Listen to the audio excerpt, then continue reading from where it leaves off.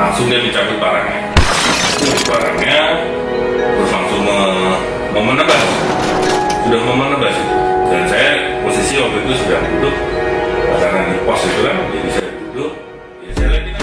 Halo planter, assalamualaikum warahmatullahi wabarakatuh, dan salam sejahtera untuk kita semuanya. Tugas humas atau sosial di perkebunan kelapa sawit biasanya terdiri dari pembebasan lahan, menyelesaikan klaim lahan, mengurus perizinan, dan mengurus semua yang menyangkut dengan masalah sosial. Namun dibalik semua itu, ternyata menjadi seorang humas khususnya di perkebunan dan hutan tanaman industri bukanlah hal yang mudah, karena harus berhubungan langsung dengan pihak eksternal perusahaan seperti masyarakat setempat, ormas tertentu, LSM, dan pihak pemerintahan. Bahkan tidak jarang seorang humas di perkebunan maupun di HTI harus bertaruh nyawa dalam melaksanakan tugasnya, karena terkadang mereka bertemu dengan orang-orang yang tidak bertanggung jawab. Hari ini saya akan menanyakan langsung pada seseorang yang sudah lama bergelut dalam bidang sosial perkebunan. Keberhasilan dan prestasinya dalam melakukan pembebasan lahan dan membangun kemitraan plasma dengan masyarakat patut diacungi jempol. Beliau bernama Pupung Pamungkas. Lulusan Fakultas Hukum Universitas Atmajaya Yogyakarta ini merupakan salah seorang yang berhasil berkarir baik sebagai humas dan pemitra di perkebunan kelapa sawit. Dan akhir-akhir ini beliau banyak berbagi cerita dan berbagi ilmu tentang pengalamannya di situs jejaring sosial LinkedIn. Tulisan-tulisan tersebut mendapat tanggapan baik dari para pembaca, baik itu dari perkebunan kelapa sawit maupun dari hutan tanaman industri. Jadi, hari ini saya akan berdiskusi langsung dengan beliau agar kita tahu secara detail suka duka maupun pengalaman sebagai seorang humas di perusahaan perkebunan kelapa sawit. Namun sebelum itu, kami meminta agar teman-teman semua agar subscribe terlebih dahulu channel Catatan Planter dan jangan lupa klik lonceng di sebelahnya. Apa kabar Pak Pung? Baik, Rizky. Alhamdulillah. Saya udah vaksin Bapak ya? Puji Tuhan sudah komplit. Sudah komplit. Saya baru satu soalnya Pak. Satu ya. harus berburu vaksin. Oke Pak Pung. Aduh, terima kasih Pak Pung sudah menyambut saya di sini Pak Pung. Iya. Saya kita kan pernah satu perusahaan ya, sebenarnya sudah kenal Bapak lama sih, tapi ya saya semakin saya semakin suka sekali, saya tertarik lagi ketemu dengan Bapak karena saya lihat satu-satu Bapak di LinkedIn. Dapat saya katakan Bapak lagi viral di LinkedIn kan. Karena banyak saya lihat sih, satu-satu Bapak itu isinya bagus Pak. Oke, tapi judulnya unik. Ada judulnya hantu lah, ada judulnya Jumat besok Sabtu, ya kan? Ada yang dokter lahan, ada yang toko barang mantan, ya kan? Jadi ngikutin ya? Ngikutin dong Pak. Jangan lupa untuk like. Iya. Bahkan saya sudah banyak lah mendengar prestasi Bapak di bidang humas ini Pak. Di sosial perkebunan lah umumnya kan. Kalau saya boleh tahu sebenarnya dari kapan sih Pak jadi humas di perkebunan ini? Oke. Jadi saya sebetulnya berkarir di perkebunan kelapa sawit ini di 2010, Januari 2010. Sekarang 2021, berarti sudah 11 tahun Pak ya? Kurang lebih 11 tahun. Saya Pak ya? Nggak pernah menjabat aspek gitu Pak, langsung manajer saya dengar. Ya, jadi kalau ngomongin cerita saya dulu, setelah lulus kuliah saya sempat kerja di salah satu perusahaan manufacturing di Jawa Barat sana, di Cikarang. Dan nggak sampai 1 tahun, kurang lebih 8 bulan aja. 8 bulan aja, kemudian ada peluang untuk bergabung di perkebunan kelapa sawit, khususnya di Kalimantan Timur. Nah, jadi saya ikutlah proses seleksi segala macam itu, kemudian penempatan di Kutai Timur di 2010. Start dari Jakarta tanggal 2, kebetulan permintaan dari perusahaan sebenarnya tanggal 1 Januari, cuman saya request janganlah tanggal 1 ya kan, tanggal 1 kan kita masih pergantian tahun, masih libur segala macam. Januari itu Pak ya? Januari, jadi Januari 2010 berangkat dari Jakarta, langsung nggak tahu apa-apa Kalimantan belum pernah, apalagi Kalimantan Timur, dengan flight pertama jam 6 pagi pagi dari Jakarta, kemudian langsung ke Balikpapan. Itu yang pesan sebelumnya apa Pak? Humas juga atau apa dulu? Di waktu itu saya sebagai asisten dokumen and license khusus untuk di plasma. Oh gitu. Jadi di situ saya ngurus, sebetulnya mirip dengan pemitra, cuman juga termasuk dalam pengurusan perizinan untuk di skup plasmanya, kemitraan plasmanya. Oke. Nggak, kalau yang sebelumnya Pak, sebelum di perkebunan dulu, yang waktu di Cikarang itu Pak bilang Bapak apa dulu? Oh, di Cikarang saya sebagai supervisor HR dan legal. Oh, HR ya? Iya. Oh, berarti selain menguasai di bidang sosial nih perkebunan Bapak juga di HR udah ada pengalaman berarti? Iya, sedikit lah, karena cuma 8 bulan kan. Iya. Cuman kalau kita flashback lagi ke di Cikarang itu, di manufacturing itu, saya sebetulnya kalau HR-nya malah nggak begitu banyak, karena hanya itu pabrik pembuatan tabung LPG. Di situ saya malah lebih banyak license-nya juga sebetulnya. Karena saya kebetulan perusahaan itu merupakan salah satu kontraktor daripada proyek-proyek Pertamina, khususnya ketika dulu ada program dari pemerintah terkait tabung gas 3 kilo. Nah, kami salah satu sebagai pelaksana tender yang membuat tabung gas 3 kilo lah, tabung hijau. Berarti setelah itu baru Bapak ke perkebunan di 2010 sampai akhirnya sekarang 2021, sudah 11 tahun. Ya, Pak ya. Berarti sebenarnya apa ya? Bapak tiba-tiba langsung ditempatin di humas itu gimana sih rasanya Pak pertama Pak? Karena kan itu pembukaan lahan berarti ya, Persekutu Timur. Iya, masih bisa dibilang seperti itu, karena proyek di Kutai Timur itu baru berjalan setahun, jadi masih progres LC dan tanah. Oh. Kita nggak sampai aja lah ya. Iya, berarti masih pembukaan lahan dan sekitarnya. Betul. Iya. Jadi setelah di situ itu masih asisten tuh Pak ya? Masih asisten. Masih asisten, terus berkarir hingga akhirnya jadi manajer berarti sekarang Pak ya? Iya. Kalau saya boleh tahu nih Pak, selama Bapak jadi humas nih ya, Iya. gimana sih anunya ya Pak? Pengalaman Bapak apa sih yang paling menurut Bapak itu menyakitkan lah ketika Bapak jadi humas? Atau ada sesuatu yang membahayakan diri kah atau apa ya? Apa sih selama ini, yang selama 11 tahun ini lah? 11 tahun ini pengalamannya. Sebetulnya kalau ngomongin menyakitkan, ya semua pekerjaan pasti ada suka dan duka lah ya. Ya, oke. Nah, khususnya kalau di dunia kelapa sawit ini, di bidang sosial kayak saya di kehumasan maupun perizinan, terus legal dan kemitraan ini, ya memang karena kita berhadapannya langsung dengan manusia ya. Iya. Berbeda halnya dengan agronomi, ya memang mereka tetap berhubungan dengan manusia karena punya pekerja di bawahnya. Oke. Tapi kalau humas ini memang yang dihadapi memang aturan, terus manusia atau pihak-pihak terkait lah. Sejak saya gabung, beberapa sih ada kejadian yang menarik lah buat saya, unik segala macam. Itu termasuk misalnya ketika di lokasi plasma saya ternyata ada tumpang tindih lahan. Oke. Tumpang tindih lahan, ada klaim dari warga, ternyata misalnya salah satu warga itu buka lahan yang masuk dalam perizinan kami. Ya lucunya ya biasanya orang-orang itu bawa backup, backingan lah ya. Oh, backingan. Sekalian peralatannya lah mungkin ya. Iya, termasuk.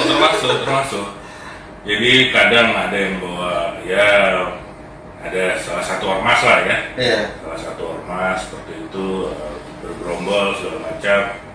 Itu udah banyak, bukan banyak lah, maksud saya selama saya di perusahaan lama dulu di 2010 sampai 2012 itu kejadian seperti itu mungkin ada 3 kali saya alami. Bahkan waktu itu backupan itu, backingan dari ormas itu untuk yang sedang berkonflik sama kami adalah perusahaan.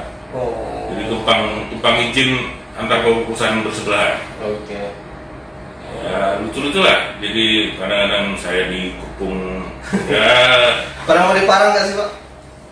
Kalau pernah mau diparang waktu di saya pernah. Jadi sebelumnya saya di Kutai Timur ya. Iya, oke. Sebelumnya saya di Kutai Timur.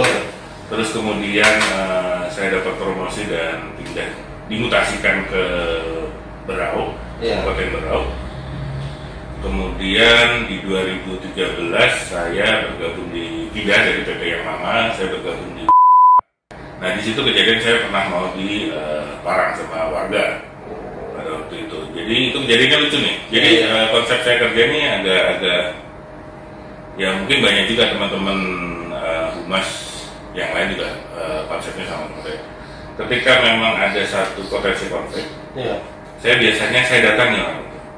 Oh malah bapak yang datangin nih? Saya datangi, atau minimal saya cegat di jalan. Sebelum orang itu sempat sampai masuk di dalam area atau masuk dalam kantor. Saya pengennya itu bisa selesai tanpa harus di kantor. Gitu, seperti ya karena membahayakan juga sih kalau boleh nggak enak juga di kantor kan. Betul. Nah jadi kejadiannya di waktu itu saya sudah dengar bahwa ada salah satu warga mau datang, jadi saya cegah di jalan, kemudian ya terjadi diskusi panjang lah di situ. Diskusi panjang, kemudian. Sorry Pak, ini berapa orang yang datang saat itu? Jadi si anaknya, bapaknya, sama adiknya. Jadi tiga orang. Sekeluarga lah ceritanya. Ceritanya sekeluarga. Kecuali ibunya aja yang nggak datang. Ibunya aja yang belum datang. Mungkin sama adiknya yang paling kecil ya. Oke, terus? Ya, jadi ada diskusi panjang segala macam dan sepertinya orang itu lagi terpengaruh entah obat-obatan terlarang. Jadi setengah sadar gitu. Langsung dia mencabut barangnya. Terus langsung mau menebas. Sudah mau menebas itu.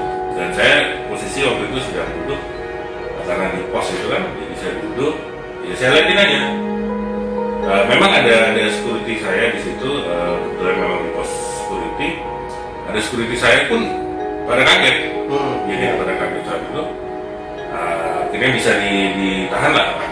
Dibantu sama ada salah satu warga yang kebetulan datang. Salah satu warga yang kebetulan datang dan tahu saya, tahu orang itu, itulah yang mendorong si anak itu melakukan aksinya. Perasaan Bapak gimana sih saat itu? Gimana ya? Apa nggak takut gitu loh Pak? Itu kan pasti maki-maki dulu, panjang-panjang dulu kan, teriak itu pasti ada kan. Dan apa ya? Perasaan Bapak kan ikhlas kah atau gimana? Udahlah, selesai sudah ya, gitu. Jadi gini, kalau ditanya waktu itu apa yang saya pikirkan atau apa yang saya rasakan, saya mungkin nggak begitu ingat lah. Yang pasti saya ketika saya kerja ataupun saya sudah menjadi pendatang di sini ya, saya berusaha sebisa mungkin tenang. Pokoknya tenang. Saya itu waktu itu memang saya kayak sampai security itu setelah kejadian itu sempat bertanya sama saya, Pak Hukum, Bapak ini pegangan. Ya soal taruh dukun-dukun ya. Iya, Bapak punya ilmu apa? Tapi ada nggak Pak? Enggak ada. Ada, saya bersih. Bisa dilihat lah kalau teman-teman ada yang bisa lihat ya kan. Saya nggak punya pegangan apa-apa. Saya hanya percaya bahwa apa yang sudah digariskan untuk saya itu adalah yang akan terjadi. Jadi saya tenang, betul-betul tenang hingga si security itu sampai hanya seperti itu tadi.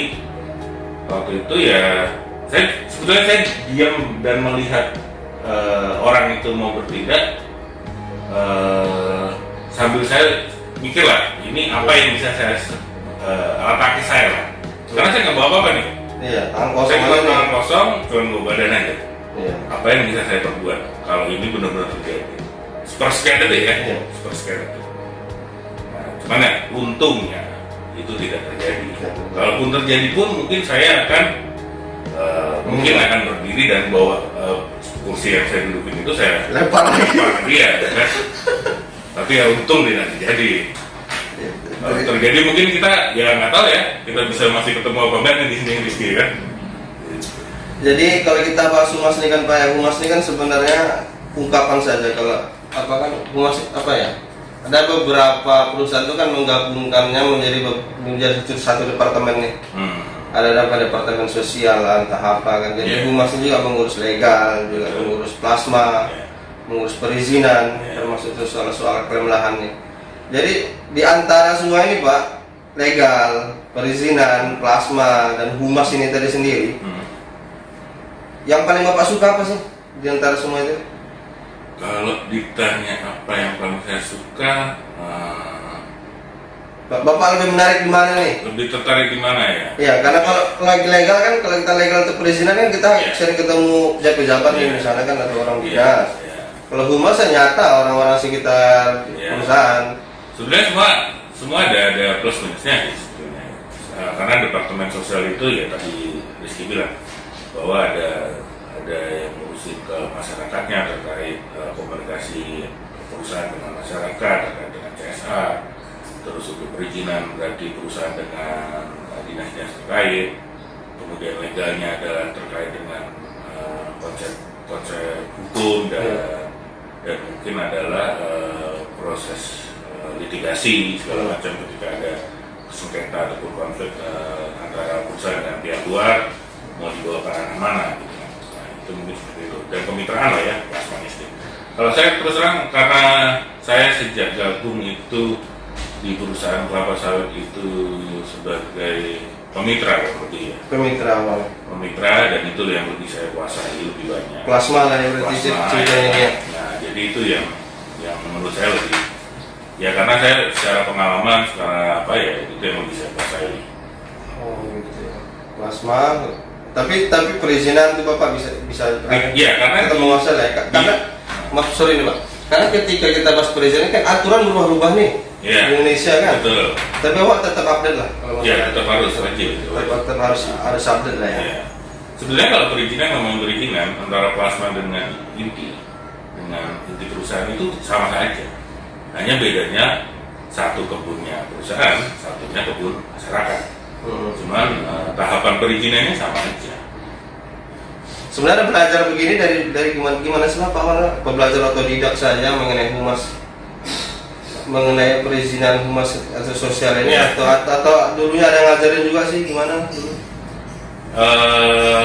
Learning by doing sebetulnya. Jadi waktu 2010 saya sempat sebelum 2010 ya berarti ya. Jadi kan saya sudah deal dengan perusahaan itu di 2009. Jadi sebelum di akhir Desember saya sempat kurang lebih 2 hari atau 3 hari saya sempat di brief lah ya, sempat dikasih masukan karena saya buta. Terus aja untuk dunia karena belum pernah sebelumnya kan? Belum pernah sama sekali. Melihat pohonnya aja belum pernah. Lihat pohonnya aja belum pernah. Cuma tahu minyak goreng lah ya kan. Nah, jadi saya sempat di brief di situ, tetapi terkait dengan kondisi situasi yang ada di perusahaan, khususnya untuk plasma waktu itu ya. Jadi cuma saya dikasih tahu ini mitranya si perusahaan operasi apa, pengurusnya kayak gimana, anggotanya berapa, update status sosialnya sekarang seperti apa, perizinannya udah sampai mana. Terus gini kan Pak, Bapak ini kan kalau saya anggap ini sudah master ini di bidang sosial, perkembangan master kan ya. Saya dengar kabarin ya Pak, tapi saya benar apa enggak saya nggak tahu nih. Mungkin saya tanya Bapak langsung ke Bapak. Katanya nih ada sebuah perusahaan, tapi kita nggak bilang nama lah. Jadi sengaja pengen interview Bapak, yang katanya rencana Bapak yang dimasukkan ternyata cuma mau ambil ilmu Bapak saja. Karena saya dengar nih dari teman-teman kan, jadi sengaja Bapak diinterview, pura-pura aja interviewnya ternyata, dan Bapak nggak direkrut, cuman mengambil pelajaran lah atau ilmu dari yang Bapak sampaikan pada saat diinterview dengan mereka. Itu benar apa nggak sih? Itu sebetulnya ada saya tulis juga di akun saya sempat saya tulis. Jadi ada satu ketika saya pernah proses interview mau masuk ke perusahaan itu kebetulan untuk ngurusin plasma juga ya, ngurusin plasma. Nah di perusahaan itu plasmanya lagi bermasalah. Nah jadi ketika proses interview itu si pihak perusahaan bercerita, ini kondisi kami ini bla bla bla bla bla bla. Cerita masalahnya lah. Cerita masalahnya. Masalah yang dihadapi di sana lah. Cerita masalah yang dihadapinya. Nah dengan beliau bercerita itu, kemudian beliau menanyakan bagaimana cara yang akan saya lakukan ketika saya menghadapi seperti itu. Kebetulan saya ya kan tahu perusahaan itu, tahu gimana plasmanya segala macam. Saya kasihlah step-stepnya. Ini permasalahan ini begini, ini caranya begini, goalnya gini. Ya. Dan itu memang ya tadi yang betul bahwa setelah proses itu hilang. Bahkan dia nggak ada orang lain sebenarnya. Nggak ada. Sampai saat ini yang saya dengar nggak ada mereka rekruter. Padahal kok dia jujur aja nggak apa-apa kan, nggak nanya kan atau orang humasnya di sana atau orang kemitraan di sana sebenarnya nggak apa-apa. Betul. Malah nggak ada menurut sama sekali dia. Nggak ada. Jadi tahapan yang saya sampaikan ya dipakai sama mereka. Dan mereka sekarang ya sama mitranya sama warganya udah aman aja sekarang. Ya udahlah, istilahnya bagi-bagi ilmu aja. Ini misalnya nih Pak ya, nah, ini ke hal lain nih selain daripada itu tadi. Bapak kan sudah, ya mungkin 11 tahun ini sudah di humas nih. Kalau misalnya nih Bapak dimutasi ke agronomi nih, ada perusahaan pindahin Bapak ke Bapak atau ke departemen lain, Bapak tertarik kan? Atau Bapak sudah cinta banget nih dengan humas, cerita begitu nih? Masalah cinta, lebih gini, saya terus terang kalau untuk berpindah mungkin tidak. Enggak ya, karena ketika orang rekrut kita itu pasti ekspektasi mereka juga seharusnya sesuai dengan apa yang saya punya pengalaman, potensinya yang ada di saya. Ketika saya terus harus pindah ke departemen lain, apalagi agronomi ya. Iya. Agronomi, saya bukan yang mengajarkan agronomi, cuman ya saya nggak menguasai bidang itu. Nanti kasihan orang yang akan rekrut saya, walaupun saya bisa belajar kan. Dan itu nggak akan sulit lah ya, paling butuh beberapa waktu kemudian saya udah bisa menguasainya, tapi ya ternyata tidak lah. Itu awalnya nulis di LinkedIn itu gimana sih ceritanya Pak? Dulu saya lihat kan jarang nih, tapi akhir-akhir ini makin mencari-cari. Terus itulah saya lucu itu judulnya itu loh Pak. Misalnya jangan pelit. Saya ada tulis beberapa nih, merangkul ayam, ayam dirangkul, pasang mode perisai, jual kecap. Toko barang mantan, dokter lahan, Cruella. Padahal sebenarnya isinya enggak, tapi menarik lah, nyambung. Tapi gimana ya saya bilangnya, agak unik lah. Itu dari gimana sih ceritanya awalnya bisa nulis di LinkedIn begitu Pak? Saya nulis di LinkedIn itu mungkin terinspirasi orang-orang yang ada di situ juga sebetulnya. Iya. Orang-orang di situ sebetulnya share ilmu mereka, share pengalaman mereka. Itu kan jadi masukan buat saya juga. Ya kenapa orang itu share, saya juga nggak share sih pengalaman saya atau cerita-cerita saya. Ya gitu aja. Contoh judul-judul itu sebetulnya ya memang ada hubungannya tapi dikit memang. Misalnya kayak tadi merangkul ayam. Kenapa saya ambil merangkul ayam? Sebetulnya itu memang konteksnya karena kebutuhan salah satu teman ini adalah stok ayam. Ya, stok ayam untuk karyawannya. Iya. Untuk karyawannya, ya saya cuma ngasih ide aja sebetulnya. Ya kenapa nggak berdayakan masyarakat sekitar, suruh beternak ayam segala macam. Atau Cruella tadi, Cruella itu kan film, judul film.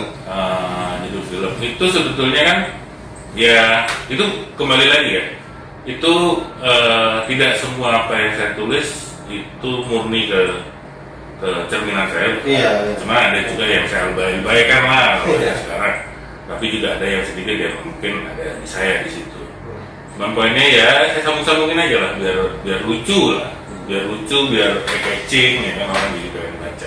Kondisi emang bagus sih Pak. Jadi banyak teman-teman tuh yang baca tuh ya orang yang tertarik bacanya seperti itu. Jadi, selain judulnya yang unik itu tadi ya isinya juga ya sesuai dengan mereka yang alami kalau saya lihat. Saya juga mengalami hal yang sama sebetulnya pas saya baca itu kan. Terus nih Pak ya, jadi ini kan di humas nih, ya artinya ketika kita menghadapi orang di humas ini kan seperti Pak kejadian Bapak alami tadi lah ya, Bapak pernah mau diparang, Bapak sering ributin orang misalnya. Tanggapan keluarga gimana sih? Apa nggak khawatir gitu? Gimana sih? Ya saya yakin sih mereka pasti khawatir kalau mereka tahu secara detailnya. Cuman kan saya nggak akan pernah bercerita apa yang saya alami ini sedetail mungkin, tidak saya dramatisir poinnya. Jadi ya poinnya itu resiko berjalan dan mereka saya. Ya mereka harus support saya secara mungkin doa lah, segala macam itu aja lah. Lagi kan gaji jalan lancar aja Pak ya. Iya. Biasa kan begitu nih Pak, kalau lancar masih gaji itu kan aman aja, masih nggak ada komplain kan gitu ceritanya. Terus nih Pak, apa ya? Kalau humas ini kan yang sering apa ya? Dengan agronomi ini kan kadang suka nih Pak, suka apa ya? Suka ada berselisih terkadang saja beberapa pertemuan ini. Gimana sih ketika Bapak jadi humas, Bapak tugasnya membebaskan lahan, sementara target Bapak belum tercapai. Sementara target tanam dan agronomi sudah akan tercapai nih. Sudah mau mereka mau kejar terus nih. Yang Bapak lakukan apa sih sebenarnya? Yang bagi saya yang sulit ketika intern perusahaannya seperti itu sebenarnya. Yang Bapak lakukan apa sih biasanya itu Pak? Ya yang pasti koordinasi antar lintas departemen lah ya. Jadi itu memang kayak gitu ya, nggak semua ada, dan itu pernah saya alami juga. Jadi ketika saya sebagai tim pembebasan lahan, kemudian tim agronomi didesak sama manajemen bahwa tanahmu kok nggak capai target. Nah, mereka ya ini mohon maaf lah ya, saya bukan yang menyudutkan orang agronomi, cuma pada waktu itu yang pernah saya alami sendiri itu dari agronominya sampaikan bahwa lahannya nggak ada. Iya, padahal ada dan tidak dikerjakan. Padahal lahan itu udah clean and clear lah ya, sudah saya bebaskan segala macam, cuma nggak dikerjain. Alasannya nggak ada lahan. Nah, ketika itu ada kunjungan juga kebetulan. Kunjungan dari manajemen lah. Iya, dari manajemen. Nah, disampaikan loh, lahannya nggak ada Pak. Nah, di lapangan itu juga saya ditembak sama manajemen. Pung gimana Pung? Loh Pak, yang di situ belum Bapak kerjain. Ya, karena dia nembak saya, ya saya balik nembak aja lah. Mau nggak mau, terpaksa masa saya diem aja. Ya, memang harusnya di luar itu saya tetap harus komunikasi lah sama mereka. Nah, rencana kerja mereka mana sih biar dia kan tim agronomi atau dari operasional kebunnya kan punya rencana kerja dari blok A ke blok B ke blok C ya. Kita usahakan kita bisa mendahului untuk pembebasan lahannya ya, mendahului rencana mereka. Jadi kita udah clear, jadi mereka tinggal Oke Pak Bung. Terus gini ya Pak Bung, ini saya pernah ngalamin nih pas saat saya dulu di saya di perusahaan juga dulu pedalaman. Jadi ada warga nih kadang dia suka meminta sesuatu ke perusahaan, baik itu uang, baik itu solar biasanya. Padahal nggak, alasan biasa ada acara nih, saya butuh solar gitu kan. Nah, kemudian dia kadang minta uang. Nah, masalahnya adalah, ini masalahnya nih, pihak manajemen perusahaan tidak mengizinkan memberikan itu. Nah, misalnya ini lucu nih Pak. Jadi kayak solar kita ada stok. Solar ini untuk alat berat kita, untuk ini kita segala macam kan. Kemudian juga dana biasanya untuk masyarakat kan ada tersisi sendiri lah, mungkin dana CSR atau apalah namanya itu kan. Bagaimana ceritanya ketika ada warga datang ke perusahaan, dia datang ke kantor, dia marah-marah, dia minta solar ataupun dia minta duit misalnya, ya kan? Misalnya nih. Sementara itu tidak ada budget dari perusahaan. Nah, apa yang dilakukan? Humas biasanya. Kalau seperti itu ya kita kembali ke kebijakan dari manajemen seperti apa. Sebetulnya kalau kita bicara umum ya, kita bicara umum kebijakan dari manajemen seperti apa ya, pintar-pintarnya kita lah, ya kan. Ketika memang ini apalagi mungkin personal ya, warga ini secara personal. Personal ini bukan lembaga ya. Nah, ini personal jarang terjadi, tapi pernah terjadi gitu kan. Ya jadi kembali ke kita mengacu ke kebijakan ataupun putusan dari manajemen seperti apa tentang hal-hal seperti ini. Seorang humas pastinya harus meliput ke pimpinannya ataupun ke manajemen. Itu dengan situasional seperti ini, kebijakan dari manajemen apa? Kalau memang boleh tapi terukur segala macam, tercatat, terdokumentasi dengan baik, mungkin bisa. Tetapi memang ketika memang sudah fix Manajemen tidak bisa. Yang lebih baik kan gitu. Iya. Kalau manajemen masih kasih kelonggaran, oke, kita masih bisa atur lah gitu ya di lapangan. Tapi ketika manajemen udah menyampaikan ini nggak bisa sama sekali, tidak ditolerir segala macam, ya sebagai orang humas, sebagai orang sosial ya harus pintar-pintar lah. Pintar-pintar contohnya misalnya gimana suratmu segala macam. Ketika prosesnya itu ya ini saya kasih apa ya, saya bukan ngajarin apa. Cuman ketika proses itu menjadi sulit, orang yang meminta seperti itu akan kembali menjadi malas kan, minta lagi, wah susah. Sebenarnya ini ada lingkarannya kalau saya bilang. Kenapa orang-orang seperti itu mungkin mereka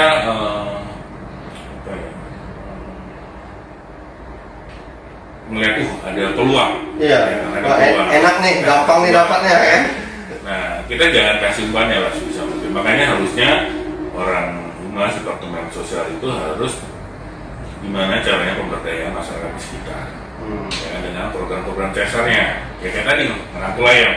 Iya. Ketika orang sudah punya kegiatannya dan itu menghasilkan, nggak akan orang itu datang ke tempat lain atau ke perusahaan untuk meminta-minta. Itu logikanya saja. Jadi ya program-program CSR dari perusahaan ya harus dilakukan. Oke, ini pernah nggak sih Pak keluar dana pribadi Bapak untuk ngurusin hal seperti itu? Pernah. Pasti pernah ya. Biasanya ternyata orang rumah pasti berapa pastinya keluar dana lah yang ya, mungkin lah kalau kita pun ya cuman kan pintar-pintarnya kita lah ya. Misalnya ya kalau kita traktir ngopi, traktir merokok. Iya, kalau itu ringan masih itu Pak. Itu berapa besar sih apa ya? Selama bekerja nih selama 11 tahun ini. Berapa dana nih? Persentase lah ya. Enggak, saya nggak bisa. Pernah nggak Bapak ngeluarin dana terbesar tuh berapa gitu? Terbesar? Iya, uang pribadi Bapak keluarin. Iya. Uang pribadi.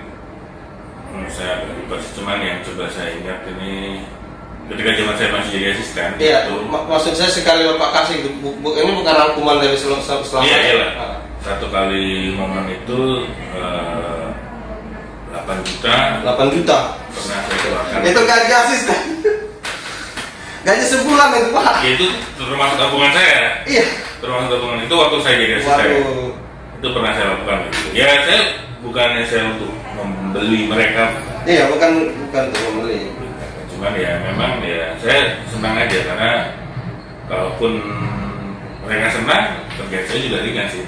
Iya. Walaupun mungkin beberapa orang rugi lah, cuman ya oke lah. Enggak diganti perusahaan itu? Enggak, karena memang itu di luar kegiatan yang bisa dirembes. Oh, ngeri juga 8 juta itu besar itu Pak. Wah, hampir gaji 1 bulan itu. Kalau bisa pikir saat ini. Itu ngadepin masyarakat tuh gimana sih sebenarnya Pak ya? Karena kan saya lihat humasnya kadang ada 2 tipe. Ketika saya ketemu orang humas, ada yang orang humas ini kalau ketemu orang tegasnya langsung keluar Pak. Ada yang humas ini ketika ketemu orang atau masyarakat dia lembut aja, lembut. Nah menurut Bapak nih, kita sebagai humas lebih bagus bersifat tegas itu tadi atau lembut? Itu agak sulit ya. Itu ke personal sebenarnya. Cuman kalau saya lebih budaya manajemen itu sendiri seperti apa. Kalau emang budaya manajemen itu mau sikap tes hajar, bukan hajar lah ya, kuralat ya. Jadi lebih tegas, ya kita harus ngikutin budaya itu. Walaupun mungkin kalau tipikal saya ini orangnya nggak keras. Saya nggak keras, saya lebih ke touching heart mereka. Saya lebih ke pendekatan personal seperti itu. Jadi ya kembali sukanya si humas itu sendiri ataupun manajemen punya budaya seperti apa terhadap kondisi lingkungan sekitar sosialnya. Gitu sih. Bapak pernah marah nggak sih Pak sama mereka? Kalau warganya marah biasa Pak ya. Kalau orang masa marah, kalau Bapak pernah nggak sih? Saya nggak pernah marah. Nggak pernah sama sekali ya. Misalnya sekarang kan udah emosi banget nih kan, wah nampar meja. Nggak pernah Pak. Sabar aja itu Pak ya. Hebat Bapak. Tapi ya itu ya, saya salut dengan prestasi-prestasi yang Bapak punya sebenarnya. Saya juga tahu Bapak sudah pernah membebaskan lahan, totalnya berapa itu saya tahu Pak. Dan saya juga pernah lihat bagaimana Pak mengurus plasma, dan plasma yang bobrok sekali nggak akhirnya bagus, itu saya saksikan sendiri itu bagaimana. Dan sebenarnya apa ya, saya ingin tanya sebenarnya motivasi Bapak apa sih ya? Moto Bapak apa sih dalam hidup ini gitu? Ketika dalam hidup atau dalam bekerja nih? Dalam bekerja maksud saya. Dalam bekerja ya. Kalau saya kerja pakai hati aja. Pakai hati aja. Pakai hati. Semua kalau pakai hati, yang keluar dari mulut kita pun dari hati, itu jalannya lebih semua. Jadi ya contoh kasus lah, ketika saya pernah gabung di satu perusahaan, ada salah satu kelompok masyarakat ini yang hobinya bukan hobi lah mungkin ya, hari-hari kayak mau nyerang ke inti ke perusahaan terus. Ya saya tadi karena saya bawanya dari hati, saya dekati mereka juga. Ya karena saya tipikalnya begitu ya, saya dekatin orang-orangnya, dan tidak bukan dengan uang ya. Iya. Waktu itu tetapi dengan pembicaraan. Sebenarnya mereka ini terkesan menyerang perusahaan itu pasti ada dasarnya kan. Nah, kita cari tahu sebetulnya apa sih mau mereka, ya. Terus bagaimana fakta di lapangan yang saya lihat, kemudian secara aturannya seperti apa. Nah, itulah yang saya rangkum dan saya ya bisa bilang saya sosialisasikan ke mereka ataupun saya informasikan ke mereka seperti itu. Jadi jangan sampai ya kadang kan orang melihatnya cuma sesuai ya, tidak secara keseluruhan. Jadi makanya saya kasih tahu lah, ini loh fakta yang ada di lapangan. Kalau perlu kita bawa mereka. Apa sih maunya A, B, C, D. Oke, A, B, C ini seperti ini kondisinya. Dimana kalau misal ternyata memang A, B, C, D ini itu belum tercapai nih. Contoh kayak plasma belum tercapai. Ya kita konsepkan duduk sama-sama. Gimana sih biar tercapai? Caranya seperti apa sih? Langkah yang harus diambil kemana? Ke siapa? Nah terkadang jadi gini Pak, kadang saya itu miris ya ketika ada yang bilang begini, aduh kalau orang kampung mah gampang, dikasih duit aja ya aman sudah, gitu kan. Saya rasanya tersindir juga Pak, karena kita di Indonesia, masalahnya kan. Saya ya kurang cocok lah bagi saya kalau seperti itu. Sebenarnya Pak, apakah mesti ini sebuah departemen sosial atau humas itu harus mengeluarkan dana yang besar dalam pekerjaan? Enggak, saya bilang enggak. Itu makanya kita harus cari tahu ketika ada beberapa masyarakat yang komplain lah segala macam. Kita harus cari tahu sebetulnya akar masalahnya di mana sih. Akar masalahnya di mana? Ketika akar masalahnya itu kita selesaikan, dia pasti tidak akan komplain.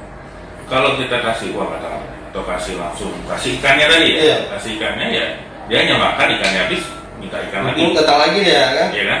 Nah, makanya lah departemen sosial itu harusnya terjadinya komplit, ya kan? Termasuk tadi CSR-nya, ya kan? CSR-nya di mana nih?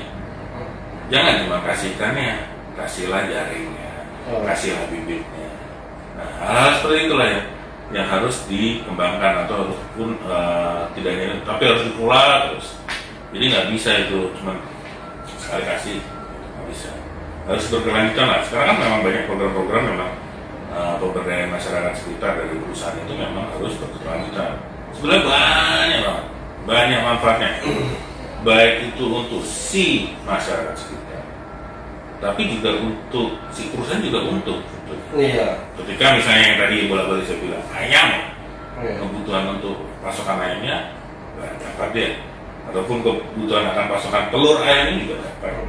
Nah, seperti itulah. Jadi saling, ya kita ini hidup di dunia ini kan, di semesta ini kan harus saling-saling lah. Iya. Gitu. Pas. Rencana karir apa nih Pak? Rencana karir ke depan ini? Rencana karir saya tetap di dunia perhubungan. Maksud saya apa ya? Bapak mau pindah lagi atau Bapak sudah pernah Sumatera atau Papua atau gimana rencana? Ya kalau ngomongin wish ya, itu ya memang saya baru menginjakkan kaki di Indonesia ini kan baru di Pulau Sumatera, walaupun bukan kerja ya, bukan kerja ya, di kehidupan itu baru Sumatera, Jawa, khususnya terus Kalimantan, Sulawesi, mungkin Papua yang saya belum pernah ikut. Penasaran lah. Mungkin ada kesempatan ya kan? Iya. Oke lah. Ya insya Allah lah Pak Pung. Mudah-mudahan Bapak ini ya tujuannya tercapai lah, cita-citanya. Oke Pak Pung. Mungkin itu aja Pak Pung. Tapi saya ingin dong satu pesan Bapak lah untuk teman-teman di perkebunan lah, intinya khususnya di Humas. Sampai tolong apa pesannya? Kata-kata lah ya. Kata-kata lah Pak Pung yang bisa membangun semangat atau apalah gitu modelnya. Oke. Untuk teman-teman Humas di seluruh Indonesia, khususnya di perkebunan kelapa sawit, kita sebetulnya ada pepatah lama sih, di mana bumi diwija, di situ ada dijunjung. Ya sama halnya kalau kita sebagai seorang sosial, seorang Humas, itu ya dimana kita bekerja, ya baiknya ya kita berbaurlah dengan budaya masyarakat sekitar, kemudian adat istiadat sekitar, sehingga kita bisa diterima mereka dan kita juga bisa berkolaborasi dengan mereka. Berbaur. Ya, saya yakin dengan cara seperti itu kerjaan kalian akan jauh lebih mudah. Boleh nggak Pak Pung, nanti teman-teman ini pengen nanya sesuatu tentang kondisi sosial lah, solusi-solusi sosial perkebunan, baik itu legal, perizinannya atau kemitraannya, mereka langsung kontak ke Bapak dari LinkedIn bisa. Boleh bisa ya? di LinkedIn saya atau ya di LinkedIn lah. LinkedIn lah, jangan nomor handphone apa? Gak apa-apa. Ya, bisa di sini LinkedIn ya. Bisa di LinkedIn. Jadi mereka nanti info nggak? Dan saya pun masih bisa nanya lagi nanti Pak ya? Bisa. Kadang kan gini Pak, teman-teman ada yang nanya, ada DM saya atau yang inbox saya ada masalah nih soal HGU, saya ada masalah itu. Nanti saya bisa tolong Bapak lagi, Bapak jelaskan boleh. Nanti kita bikin sesi lah ya, misalnya khusus untuk misalnya proses sertifikasi. Oke. Ada kasus tumpang tindih lahan atau tahapan untuk pembebasan lahan. Apalagi tuh Pak Bung. Soal perizinan ini apa ya? Omnibus Law ini kan banyak turun-turun baru nih, karena kan mereka salah urus atau apa gitu. Bisa aja nanti itu Pak ya. Itu masih silsilahnya. Boleh. Oke. Terima kasih Pak Bung. Terima kasih Rizky. Terima kasih waktunya hari ini. Sampai ketemu lagi di waktu selanjutnya. Sudah senang sekali Pak bisa bicara Bapak hari ini ya. Semoga kita bisa ketemu lagi Pak. Saya juga senang udah diundang di channelnya Rizky di Catatan Belajar. Amin. Nonton ya berbagi ilmu hiburan ya. Iya. Karena kalau juga nih Pak, soalnya dulu pas bikin video komedi dulu kan orangnya banyak Pak. Sekarang udah sunyi orang-orangnya. Ada yang mutasi lah, ada yang ini lah, itu mungkin susah. Tapi saya pikir ya channel ini harus dibuat supaya bisa bermanfaat bagi orang. Kalau nggak bisa menghibur, paling nggak bisa memberi ilmu. Nah itu tujuan saya. Oke. Teman-teman pelajar semuanya, terima kasih sudah menyaksikan kami hari ini. Sampai ketemu di catatan pelajar selanjutnya. Assalamualaikum warahmatullahi wabarakatuh.